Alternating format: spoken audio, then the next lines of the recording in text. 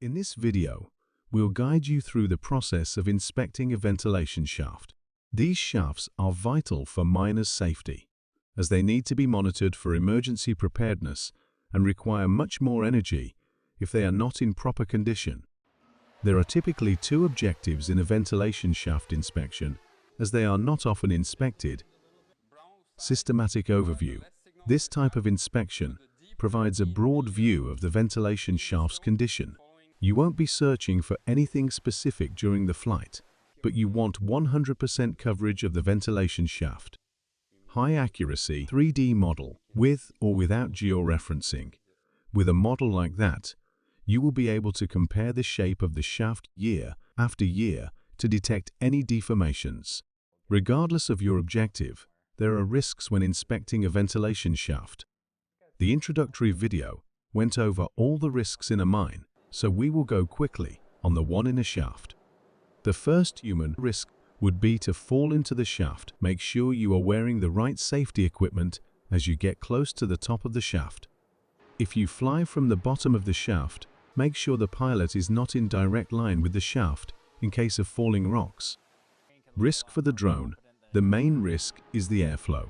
By definition, a ventilation shaft will have airflow in it. It is important to limit this airflow as much as possible. You should also check before the flight the wind speed. This can be done with an anemometer on a stick. A good mitigation is to always fly with a headwind.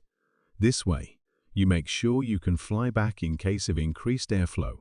There is a small risk of falling rock in a ventilation shaft. Except for cleaning the top of the shaft, you can't do much to mitigate this risk. As ventilation shafts can be very long, there is a risk of losing the signal in them. Placing the range extender at the bottom or in the shaft will help the signal propagation. These shafts can also be very wet. ELIOS can sustain some water splashes, but cannot fly under heavy water.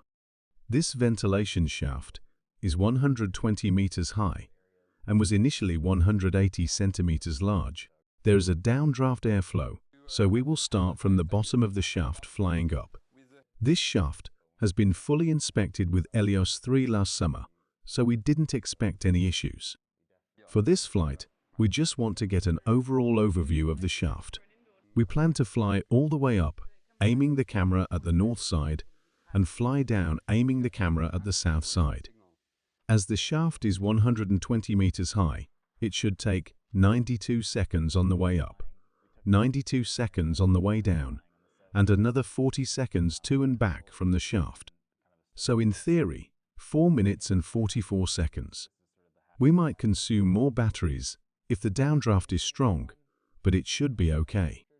As always, let's start with short reconnaissance flights to evaluate the wind speed and to check if the Rex is well placed. After takeoff, we fly close to the shaft entrance. The drone stabilization is working hard to keep the drone steady. This is a sign that the wind is pretty powerful.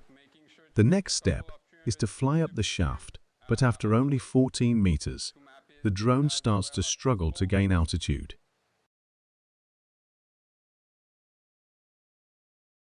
This shows that even in an area that has already been inspected months before, the condition can change for unforeseen reasons.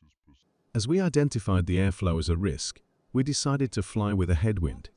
It was easy to fly back. If we had started from the top of the shaft with a tailwind, we would have had no other choice than to try to fly down, doing a one-way flight to land on the other side. The risk is high, but at this point, it would be the only option you have. If this shaft needs to be inspected now, then further preparations are needed. The mine ventilation team can help you to find ways to reduce or even stop the airflow.